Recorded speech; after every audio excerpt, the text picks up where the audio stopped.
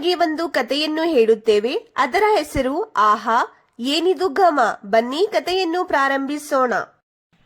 ಆಹಾ ಏನಿದು ಘಮ. ಆಹಾ ಏನಿದು ಘಮ.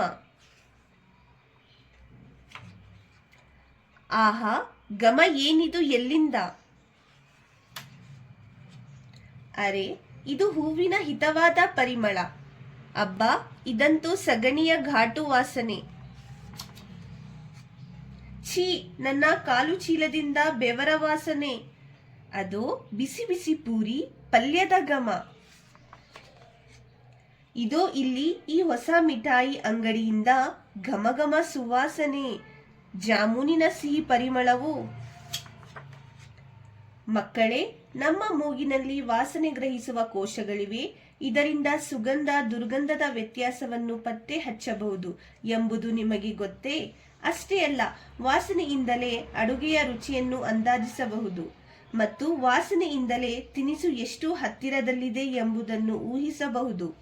ಮನುಷ್ಯರಿಗಿಂತ ಪ್ರಾಣಿಗಳ ವಾಸನೆ ಗ್ರಹಿಸುವ ಶಕ್ತಿ ಹೆಚ್ಚು. ಸೊಳ್ಳೆಗಳು ಶರೀರದ ವಾಸನೆ ಹಿಡಿದು ನಮ್ಮನ್ನು ಹುಡುಕಿ ಬರುತ್ತವೆ.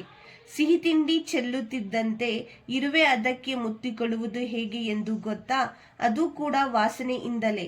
ಇನ್ನು ನಾಯಿಯ ವಾಸನೆ ಗ್ರಹಿಸುವ ಶಕ್ತಿ ಎಷ್ಟು ಸೂಕ್ಷ್ಮವಾಗಿದೆ ಎಂಬುದು ನಮ್ಮೆಲ್ಲರಿಗೂ ತಿಳಿದೇ ಇದೆ.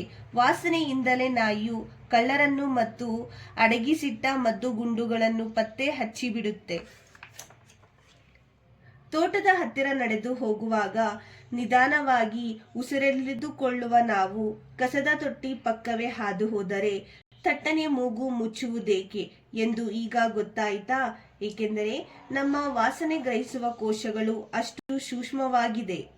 ನಿಮಗೆ ಈ ಕತೆ ಇಷ್ಟವಾಗಿದೆ ಎಂದು ನಾವು ಭಾವಿಸುತ್ತೇವೆ. ಹಾಗಾದರೆ ಈ ದಿನದ ಪ್ರಶ್ನೆ ನಿಮಗಾಗಿ. ನಿಮ್ಮ ಮನೆಯಲ್ಲಿ ಮಾಡುವ 2 ಸಿಹಿ ತಿಂಡಿಗಳ ಹೆಸರನ್ನು ಬರೆಯಿರಿ ಮತ್ತು ಅವುಗಳಲ್ಲಿ ನಿಮ್ಮ ನೆಚ್ಚಿನ ಸಿಹಿ ತಿಂಡಿ ಯಾವುದು ಅದರ ಹೆಸರನ್ನು ಬರೆಯಿರಿ.